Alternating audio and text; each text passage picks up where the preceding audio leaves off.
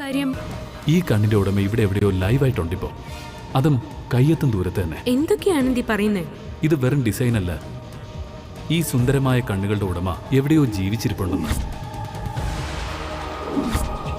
ഒരു നേരിയ കർട്ടന്റെ അപ്പുറത്ത്, അല്ലെങ്കിൽ വഴിയുടെ ഒരു വളവ് തിരിയുമ്പോൾ, ചിലപ്പോഴിനി മഴ പെയ്ത് തോരുമ്പോൾ ഒരു നനഞ്ഞ കുടയും മടക്കിക്കൊണ്ട് അവൾ എൻ്റെ മുന്നിലേക്ക് കയറി വരില്ലെന്ന് ആര് കണ്ടു?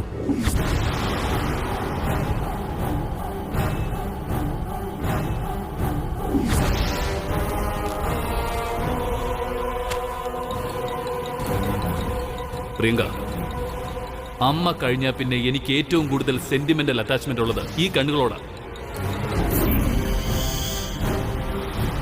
നേരിയ കർട്ടന്റെ അപ്പുറത്ത്, അല്ലെങ്കിൽ വഴിയുടെ ഒരു വളവ് തിരിയുമ്പോൾ, ചിലപ്പോഴിനി മഴ പെയ്ത് തോരുമ്പോൾ ഒരു നനഞ്ഞ കുടയും മടക്കിക്കൊണ്ട് അവൾ എൻ്റെ മുന്നിലേക്ക് കയറി വരില്ലെന്ന് ആര് കണ്ടു?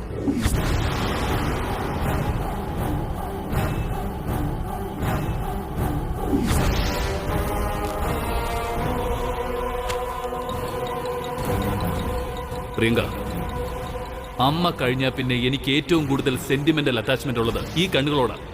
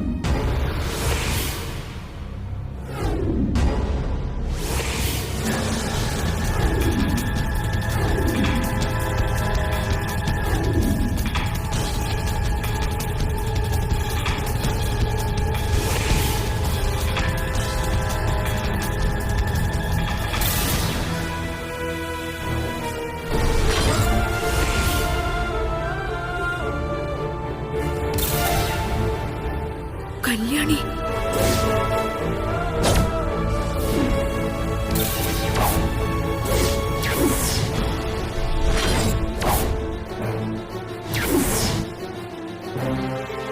ഈ കണ്ണുകളുടെ ഉടമ ആരാണെന്ന് അറിയാതിരുന്നിട്ട് പോലും ആനന്ദിന് ഈ കണ്ണുകളോട് ഭ്രാന്തമായ അടുപ്പോ?